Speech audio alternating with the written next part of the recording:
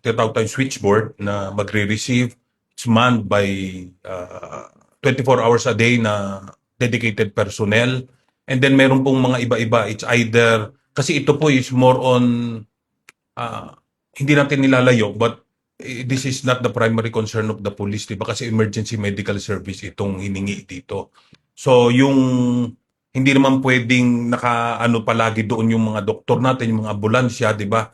So, as I understand it fully, yung system is i-assess muna kung ano yung kinakailangang serbisyo.